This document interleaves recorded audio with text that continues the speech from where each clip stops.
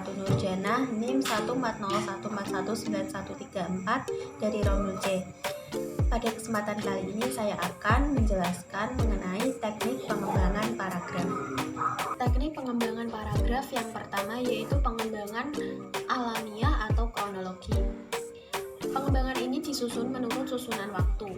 Pengembangan paragraf secara kronologi pada umumnya dipakai dalam paragraf narasi atau kisahan dengan mengembangkan setiap bagian dalam proses. Pengembangan itu dilakukan dengan memberikan suatu peristiwa, membuat atau melakukan sesuatu secara berurutan. Seperangkat kata yang dapat digunakan sebagai penanda perturutan waktu yaitu seperti mula-mula, kemudian, sesudah itu, selanjutnya, dan lain-lain. Kemudian pengembangan paragraf yang kedua yaitu pengembangan klimaks dan antiklimaks. Pengembangan klimaks dilakukan dengan menampilkan gagasan utama yang rinci dari persoalan yang paling rendah kedudukannya. Sedangkan pengembangan antiklimaks merupakan kebalikan dari klimaks, yaitu penampilan gagasan utama yang rinci dari persoalan yang paling tinggi kedudukannya. Pengembangan paragraf yang ketiga yaitu pengembangan perbandingan dan pertentangan. Paragraf perbandingan dan pertentangan merupakan cara pengarang menunjukkan kesamaan atau perbedaan antara dua orang, subjek atau gagasan dengan bertolak dari segi-segi tertentu. Kemudian dalam pengembangan paragraf ini, pembandingan digunakan untuk membandingkan dua unsur atau lebih yang dianggap sudah dikenal oleh pembaca. Di satu pihak memiliki kesamaan, sedangkan di pihak lain mempunyai perbedaan. Kemudian, pengembangan paragraf yang keempat yaitu pengembangan analogi.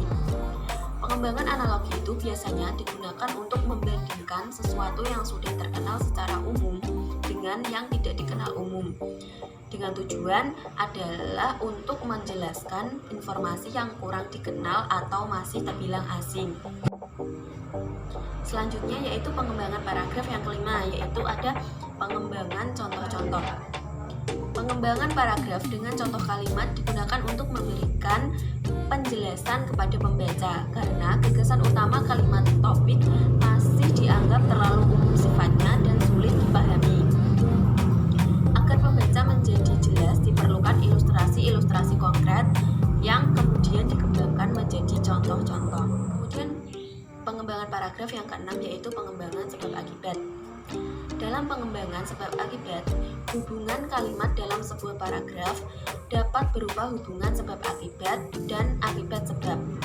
Sebab dapat bertindak sebagai kalimat utama, sedangkan akibat merupakan kalimat penjelas.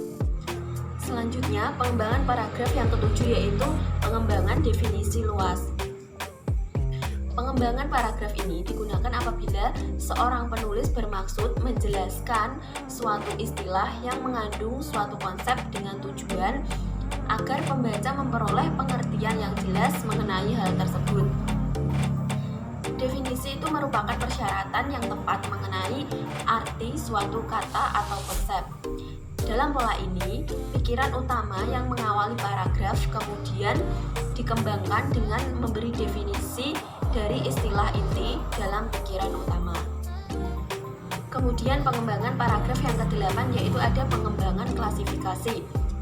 Dalam pengembangan karangan, terkadang itu diperlukan pengelompokan hal-hal yang mempunyai kesamaan.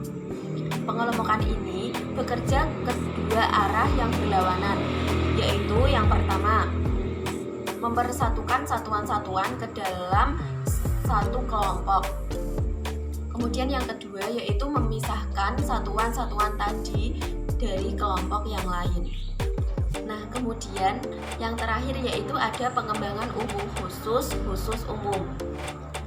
Paragraf umum khusus itu dikembangkan dengan meletakkan pikiran utama pada awal paragraf, kemudian rincian-rincian pada kalimat berikutnya. Begitu juga sebaliknya, paragraf khusus umum mula-mula dikembangkan rincian-rincian, kemudian pada akhir paragraf disampaikan generalisasinya. Sekian yang dapat saya sampaikan, kurang lebihnya mohon maaf. Wassalamualaikum warahmatullahi wabarakatuh.